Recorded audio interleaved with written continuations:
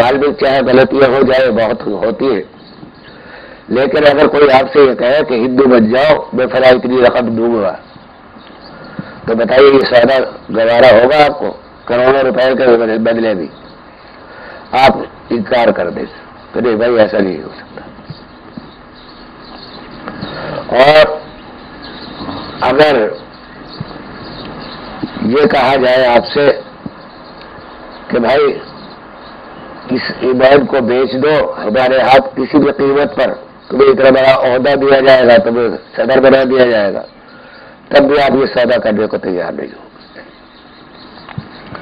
یہ اتنی بڑی قیمت ہے۔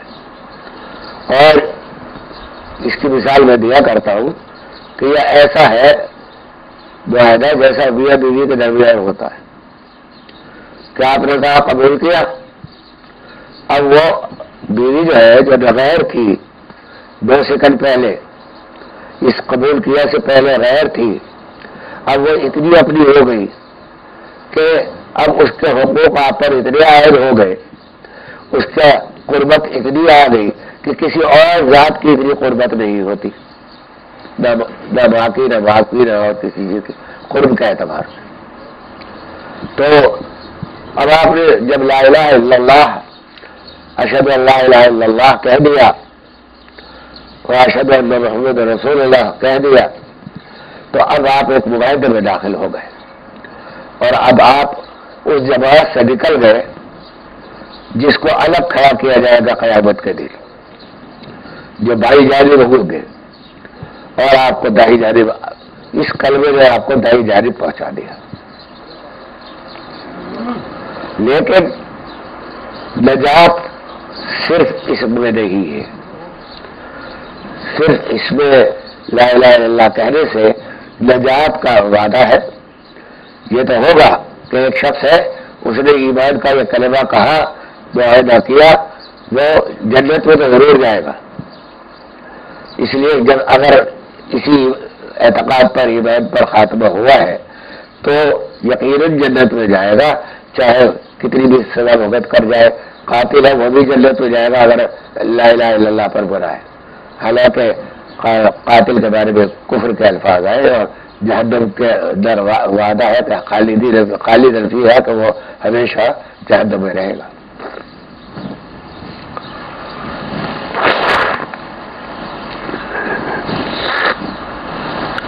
وَآمَنُوا وَعَمِلُوا الصَّالِحَاتِ۔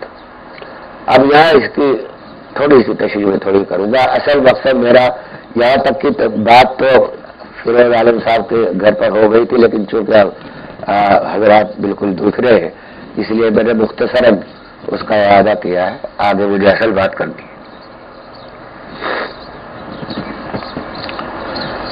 ایک تو یہاں اس کی وضاحت ضروری ہے کہ ایمان کا اور عمل کا رشتہ کیا ہے،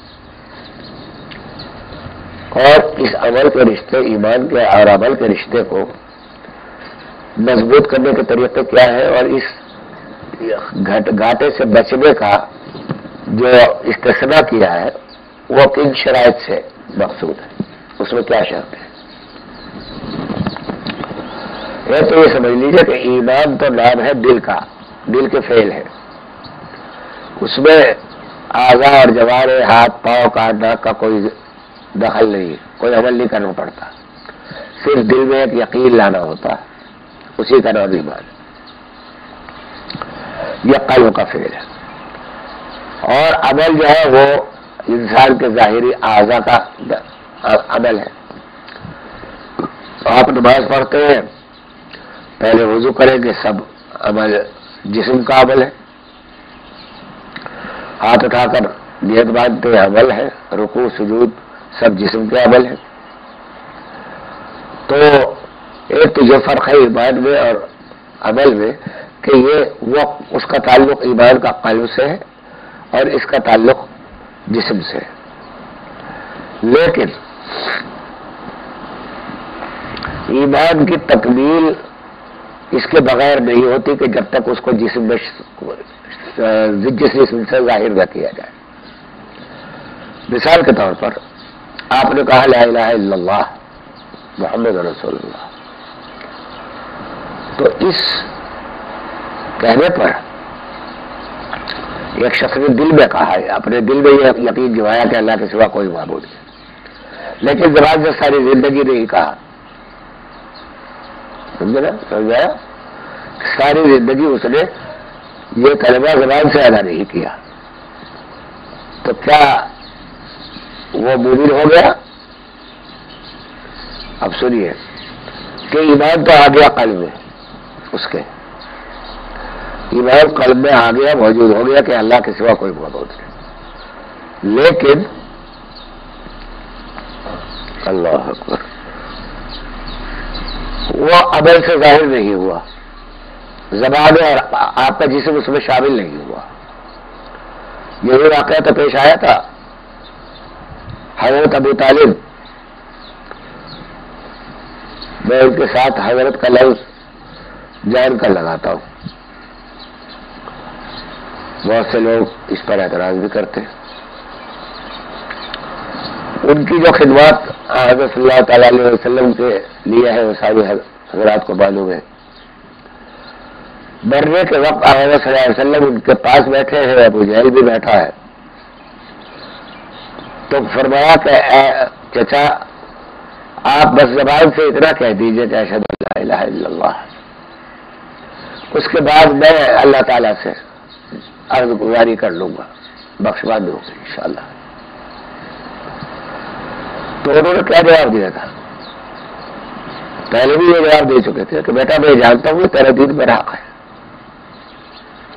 تیرا دین میرا حق ہے، اللہ ایک ہی ہے، لیکن مجھے لوگ عرب والے تانا دیں گے، عورتیں تانا دیں گی کہ یہ ڈر سے ایمان لے آیا، آپ کے ڈر سے ایمان لے آیا.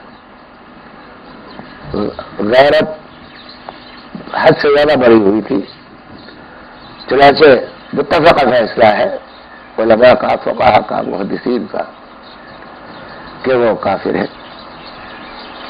تو دل میں تو تھا ایمان، لیکن زبان سے حضور صلی اللہ علیہ وسلم کے کہنے کے باوجود ایمان نہیں لائے، یعنی زبان سے نہیں کہا، تو وہ ایمان قابل اعتبار نہیں ہے جس کا اظہار آپ کے جسم سے نہ ہو. ایک بات.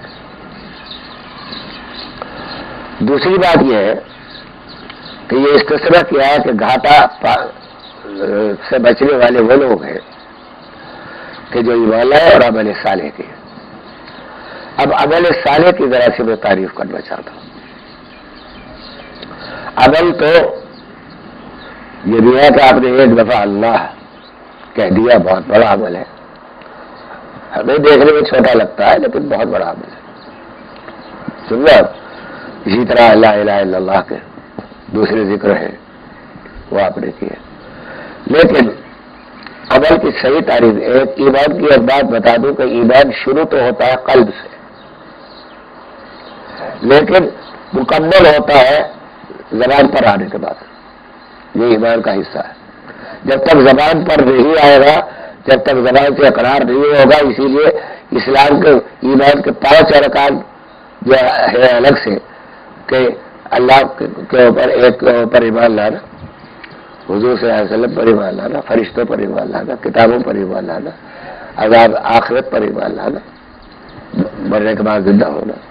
اس میں سب سے پہلا جو رکن ہے وہ اقرار کلمہ طیبہ ہے کہ زبان سے یہ کہنا کہ اشہد ان لا الہ الا اللہ.